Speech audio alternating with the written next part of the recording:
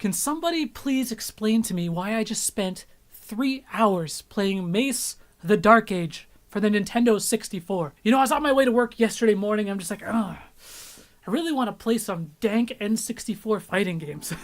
And for some reason, MACE The Dark Age just happened to be the first one I played, and that's just the one that ended up sucking up my entire evening.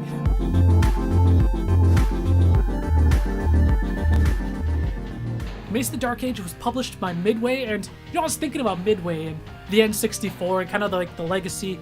Rest in peace, Midway. And they made a crap ton of games for the N64. Like, I was looking at a list of games that were either developed by or published by Midway, and the list was absolutely insane. So many, like, iconic second-rate N64 games were on that list, and the N64 didn't have, like, the biggest library. It really didn't. So I'm really curious to see, like, what percentage of N64 games did Midway have a part in making? And of those N64 games, many of them were fighting games. If there's an N64 fighting game, odds are Midway was involved on some level. And it's kind of funny because it's like, who are they competing with these N64 fighting games? They're only competing with themselves. You guys ever see that old episode of Reboot where Enzo lost to the user in that fighting game, and then he gets sucked up into the net, and it's really sad. It was like the end of the first season. That fighting game they were playing, odds are it would have been made by Midway. It's a bit of a deep cut, but those of you guys who have seen it, you guys know what's up. But anyways, let's talk about MACE The Dark Age. You know, it doesn't get more generic than MACE The Dark Age. And like, look, here on Retro Runback, you know, we've done a good job at talking about the best video games, some of the classics, the all-time greats, iconic video games. But you know, sometimes we gotta shed some light on the lesser-known titles, the midway level video games. And MACE The Dark Age really fits that bill. It's kind of a forgotten game. It did have an arcade release, and then it was released on the N64 and nowhere else.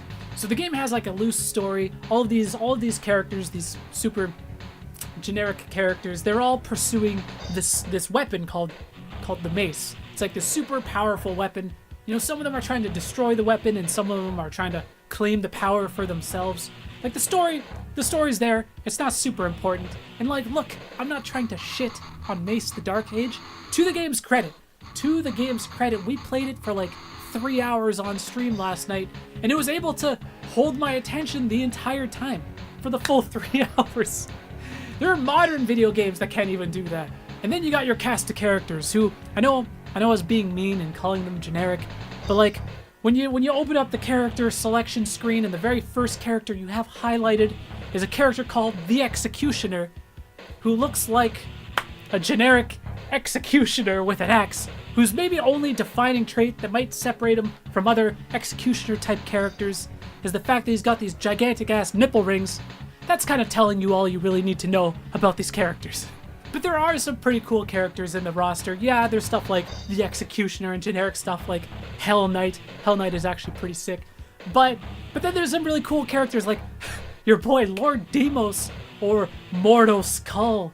Yo, Mordo Skull, what a name! Mordo Skull. It's pretty sick. But you know, all things considered, the roster of characters for like 96, 97 3D fighting game, the roster is actually pretty decent in size, and each one of those characters has their own stage. It's actually kind of impressive. Another interesting thing is a lot of the stages have like obstacles or hazards or even like terrain where there's like platforms, and it can change the elevation of your fighters. It's actually super interesting and not really something you'd expect to see in a fighting game from 1997.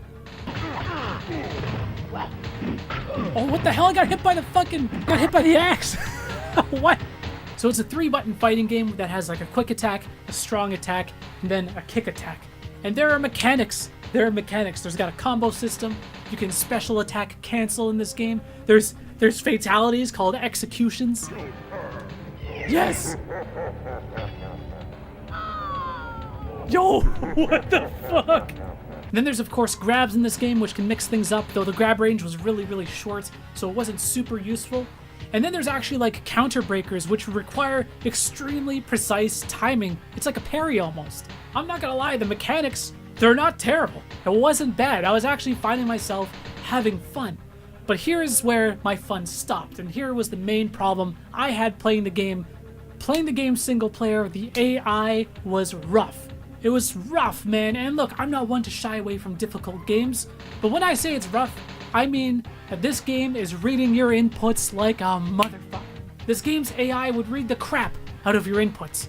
And what do I mean when I say it would read your inputs?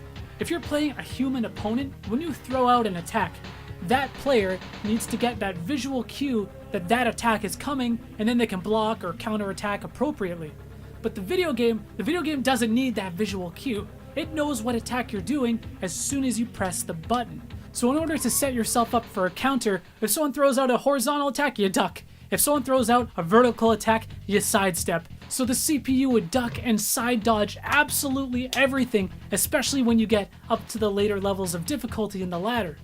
So it felt like I began playing like this weird kind of meta game where it's not even about can I outplay the CPU, but more about like, okay, what is the CPU gonna allow me to hit it with this time? And MACE The Dark Age, they're not like the first video game to ever do this and have this problem with the input reading. Another game that came to mind that had a real problem with just the AI reading your inputs was Mortal Kombat 3.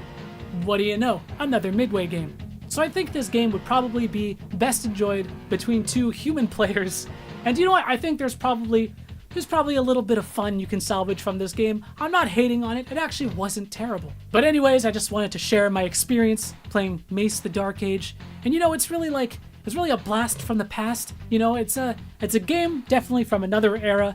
And I kind of miss Midway. I really do. Rest in peace. And you know what? I still have the itch. I still have the itch to go back and play some of these other kind of forgotten N64 games. You know, the N64 didn't have the biggest library, but when people talk about the N64, usually they're always talking about like the same dozen games or so, right? They're always talking about like the classic Nintendo published games, so I kind of want to go back and maybe play some of the janky stuff. That's what this is all about. Anyways, thank you guys so much for watching. Peace out.